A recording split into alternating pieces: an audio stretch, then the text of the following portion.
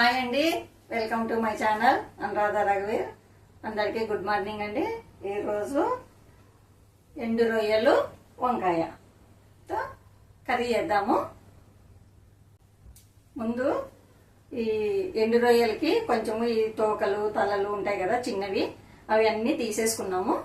తీసేసుకొని కొద్దిగా వేయించుకున్నాం. ఫస్ట్ కొంచెం వేయించుకుంటే కొంచెం గట్టి పడతాయి, అవి మనం కడిగినా కూడా మెత్తగా కావు. అందుకోసమని కొంచెం ఊరికే కొద్దిగా వేయించుదాము.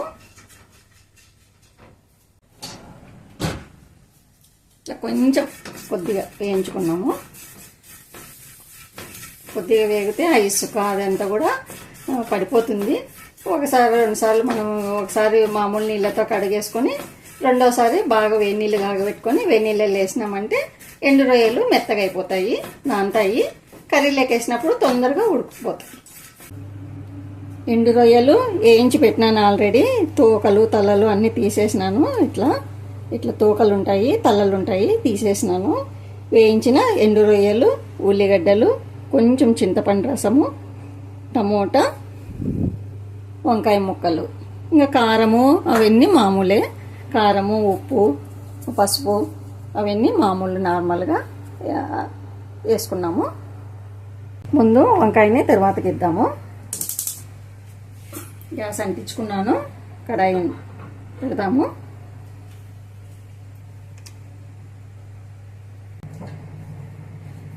కొంచెం ఆయిల్ వేసుకున్నాము. ఆలివ్ ఆయిల్ ఇది. మీరు సన్ఫ్లవర్ ఆయిల్ అయినా ఏదైనా ఆయిల్ వేసుకోండి, కొంచెం చాలు.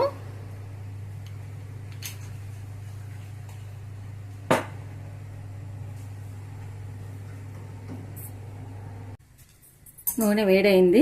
ఇప్పుడు ఉల్లిగడ్డ ముక్కలు, ఒక పచ్చిమిర్చి, కొంచెం కరివేపాకు. ఏం జీలకర్ర ఆవాలు అవన్నీ అవసరం లేదండి, అవసరం లేదు. జీలకర్ర ఆవాలు అవన్నీ ఏం అవసరం లేదు. ఊరికే ఉల్లిగడ్డలు ఓటేస్తే చాలు. కొంచెం కలర్ వచ్చేంత వరకు మగ్గనిద్దాము. కొంచెం కలర్ వచ్చేంత వరకు ఉల్లిగడ్డల్ని బాగా వేపుకున్నాము.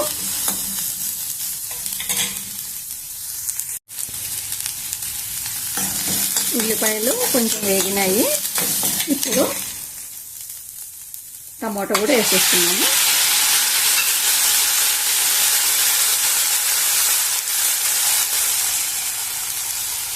దాంతో పాటు వంకాయ ముక్కలు కూడా వేసేద్దాము.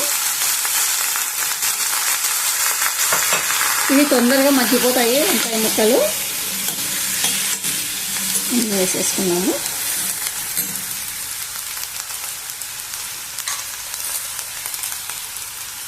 కొంచెం పసుపు,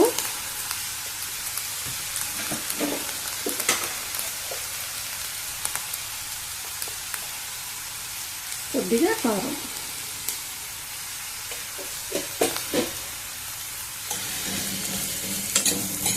కారం కూడా మీకు తగినంత వేసుకోండి. మీరు ఎక్కువ తినేదట్టుకుంటే ఎక్కువ వేసుకోండి, లేదంటే కొంచెం వేసుకోండి. మీకు తగినంత సాల్ట్.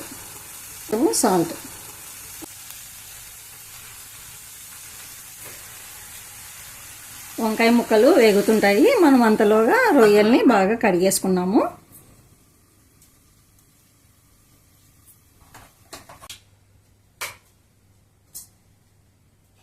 రొయ్యల్ని ఫస్ట్ ఒకసారి మామూలు నార్మల్ నీళ్ళలో కడిగేసుకున్నాము. వేగితే ఇట్లా ఇసుక వస్తుంది. నీళ్ళతోనే మామూలు నీళ్ళతోనే కడుక్కున్నాము. వేయించినాం కదా, తొందరగా మెత్తబడవు.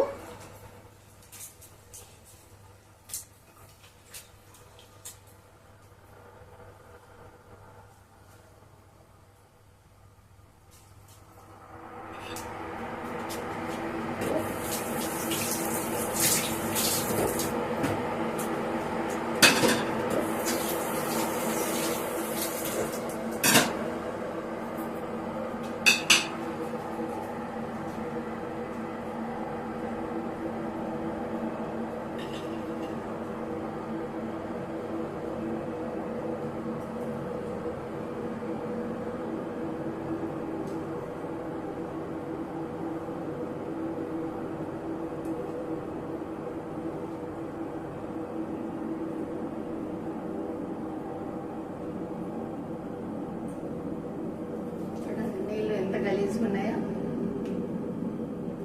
ఈ నీళ్ళని పడేద్దాము.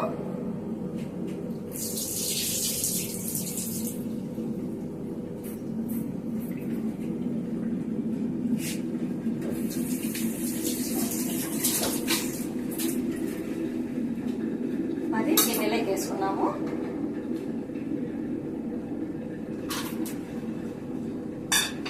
నీళ్ళు బాగా వేడెక్కినాయి. ఈ నీళ్ళని వేద్దాం.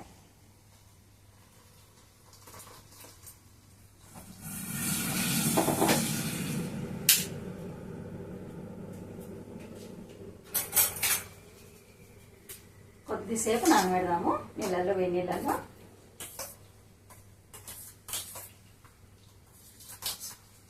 ఇట్లా బాగా కలిపేసుకుంటే ఉన్న ఇసుక అదంతా కూడా వెళ్ళిపోతుంది.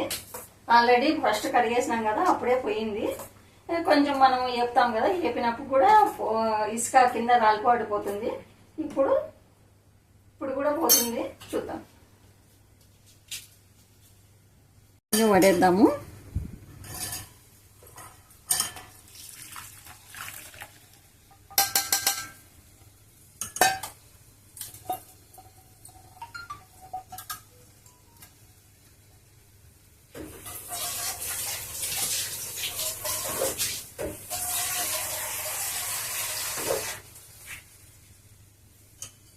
ఇంకొకసారి మరి కడగేసుకున్నాము.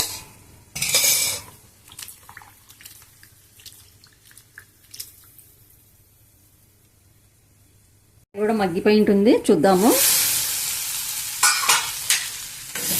మగ్గిపోయింది వంకాయ కూడా.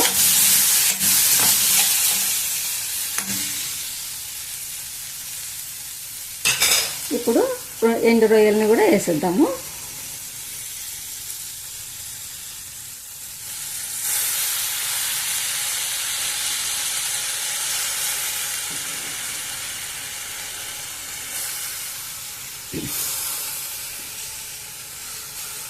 ఒకటిగా 2-3 సార్లు కడిగేసుకుంటే ఇట్లా క్లీన్గా వచ్చేస్తాయి నీళ్ళు.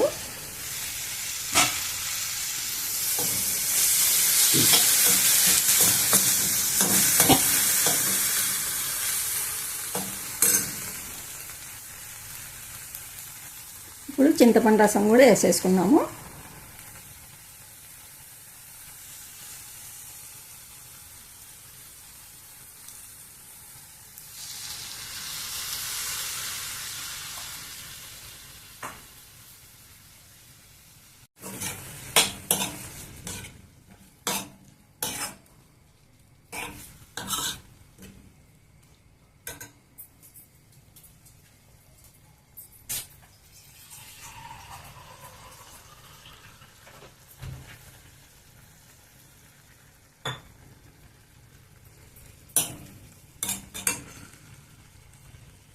ఇప్పుడు కొద్దిగా వాటర్ కూడా వేద్దాము.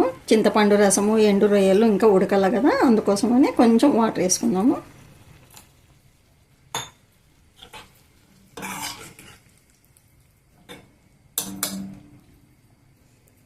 బాగా ఉడకబెట్టుకున్నాము. ఒక 5 నిమిషాలు ఉడికినాయంటే వంకాయ, ఎండు రొయ్యలు అంత బాగా ఉడికిపోతాయి. ఇప్పుడు అన్నీ కలిసిపోయినాయి కదా. ఇప్పుడు కొంచెం ఉప్పు, కారము అన్నీ ఏమైనా తక్కువ అనిపిస్తాయేమో చూసుకొని, టేస్ట్ చూసుకొని కొంచెం ఉప్పు కానీ ఏదైనా వేసుకుంటే సరిపోతుంది.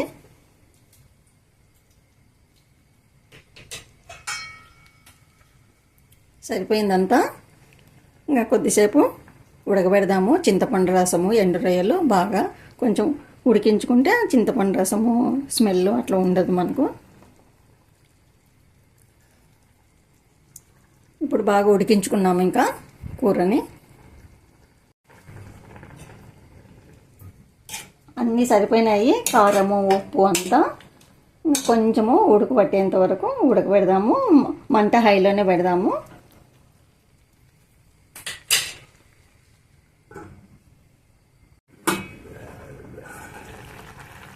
ఇప్పుడు బాగా ఉడుకుతుంది.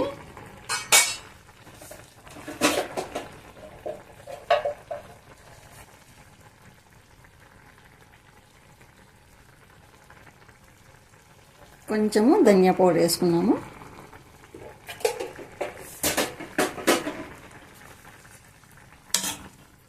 మంటను సిమ్ములో ఉంచండి. ఇంకా కొంచెం దగ్గర పడితే సరిపోతుంది.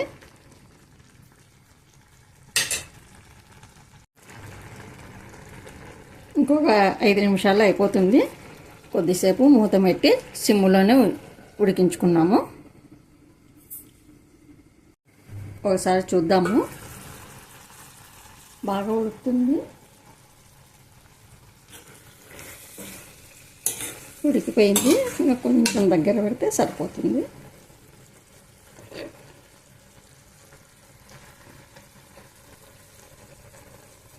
రొయ్య కూడా ఉడికిపోయింది. ఇంకా కొంచెం ఉడకల్లా, కొద్దిసేపు ఉడికిద్దాం. ఇంకా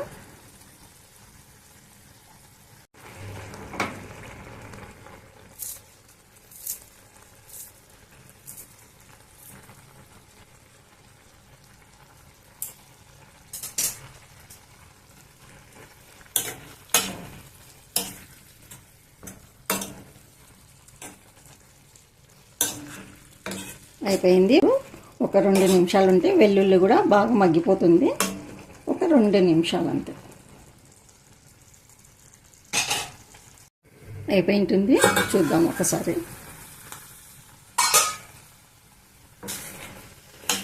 అయిపోయింది.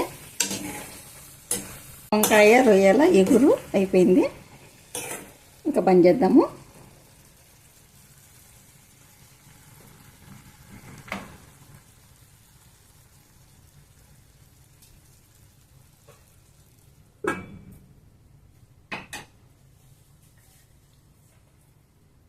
చూసినారు కదండి, ఎండు రొయ్యలు వంకాయతో ఇగురు నేను ఎలా తయారు చేసినానో. మీకు నచ్చినట్లయితే లైక్ చేయండి, షేర్ చేయండి, సబ్స్క్రైబ్ చేసుకోండి. మరో మంచి రెసిపీతో మీ ముందుంటాను. ఓకేనండి, బాయ్.